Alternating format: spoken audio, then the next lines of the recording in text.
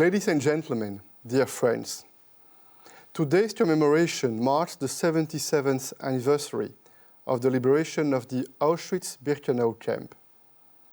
The Shoah itself, a methodical enterprise of extermination of the European Jewish people, began more than 80 years ago. The monstrous realization of a plan, an ideology of hatred, of which we are gradually approaching the centenary. Every year, we see the last survivors of this abomination leave us. Soon, no one will remain to bear witness. With each passing year, the Shoah inches towards a historical event more and more distant, more and more abstract, especially in the eyes of the younger generations of Europeans. That's why, paradoxically, the more the years go by, the more important the commemoration becomes, the more essential. 2 years ago, during the international commemoration at the site of Auschwitz-Birkenau, I was deeply moved by a survivor of the death marches. His name is Marian Turski. He addressed his granddaughter and all the young people, tired of hearing about Auschwitz, about the war, about the Holocaust. And he said, Auschwitz did not fall from the sky. It came in small steps.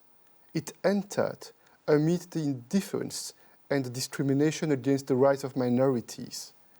And what happened once can happen again.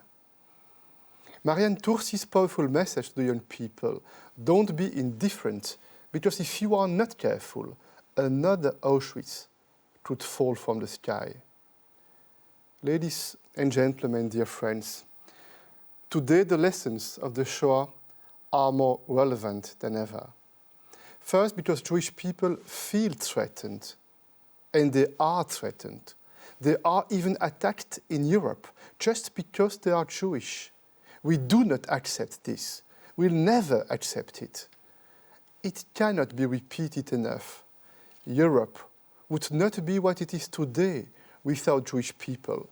And Europe without Jewish people would no longer be Europe. Second, I want to extend Marian Turski's message to the young. Democracy, too, does not just fall from the sky. It's conquered, it's built. Democracy must be nurtured and protected day after day. It's not a given that it will last forever. Today, once again, democracy has its enemies. And they resemble the enemies of yesterday, of 80 years ago. Hate speech, extremism, rejection of the other, conspiracy theories. They creep into our societies. They infiltrate our lives. They contaminate our social networks. That's why today we must do more than remember. Remembering, unfortunately, is not enough. We must act, and the European Union is acting. We are fighting these enemies of democracy and fundamental values. But this must also be a personal fight, the fight of each and every one of us.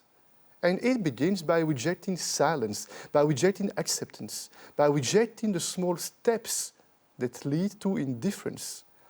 Because to be indifferent to hate speech and to discrimination is to be indifferent to humanity, indifferent to democracy.